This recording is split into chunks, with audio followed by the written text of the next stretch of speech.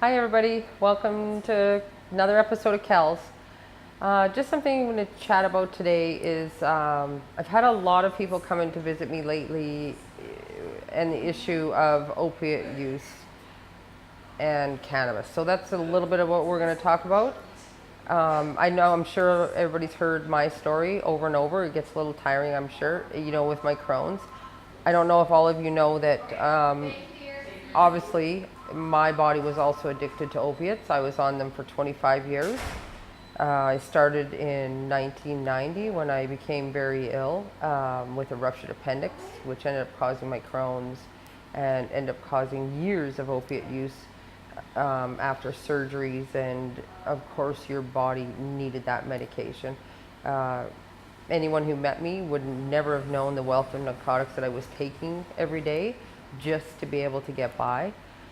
I see now a lot of patients, and especially a lot of in the older generation, from 68 to 85, that have been prescribed opiates for years, and of course their dose has always gone up and up and up.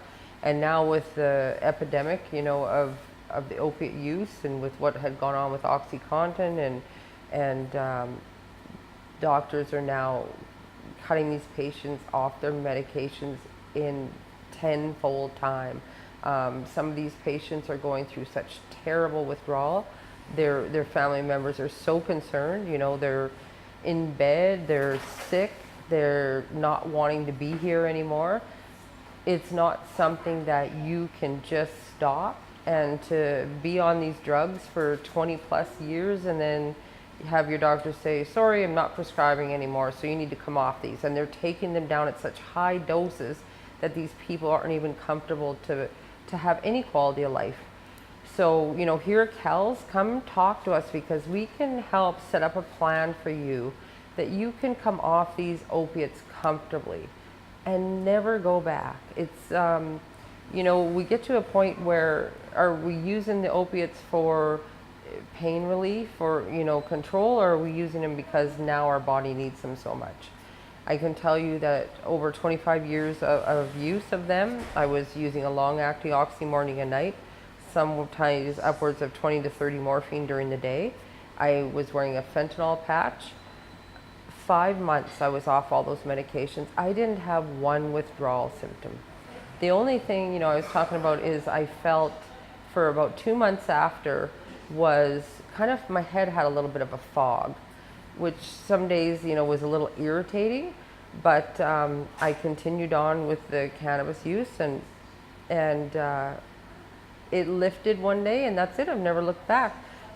I can tell you, when I started coming off the opiates and using the cannabis, it worked phenomenal, but I didn't let go of those prescriptions for probably 3 months.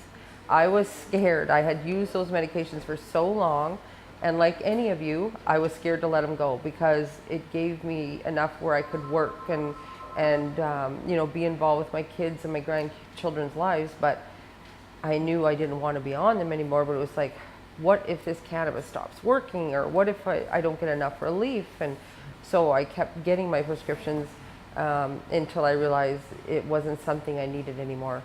Cannabis had replaced that, a very tiny dose, morning and night.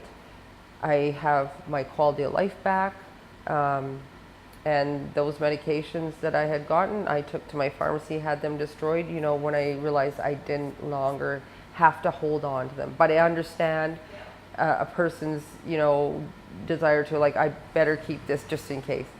But, come talk to us. We can help you set up a plan, get off the opiates, replace it with something that's not going to harm your organs. There's so much benefit to the use of cannabis, and you can get off those comfortably. Some people do it in 1 or 2 months. Some, it takes longer. Cannabis works with our endocannabinoid system, and everyone's is different. We all metabolize things different. The weather can affect that. Women going through menopause or menstruating can affect it. Men's hormones, so we'll set up a plan that works for you. If it takes a little bit longer, no problem. If it's shorter, yay. But you don't need those opiates. But if the medical community would realize, if they just, we all work together, we could have patients that are having so much better quality of life. I know that the CAMD is telling you not to prescribe the opiates anymore. They're also telling you not to prescribe the cannabis. Most physicians know that their patients that are using cannabis, that it's working for them. Most of these physicians feel that their hands are tied, that it's come down from the powers that be, that they can't prescribe. But a lot of them still are like, I'm here for my patient, I'm going to help my patient, and they do. So don't be scared to ask your doctor for a prescription. 90% of the time when people come down here, I say, have you asked your family doctor? No. And then when they tell me the doctor's name, I'll say, well, they're already prescribing. It's not something you should be scared of. Talk to your doctor, they're willing to help. If they're not, then come see us and we can point you in a different direction. But know that there's help out there and we can help you get off those opiates. So anything you need to talk about, give me a call, come down and see me. Take care till next time.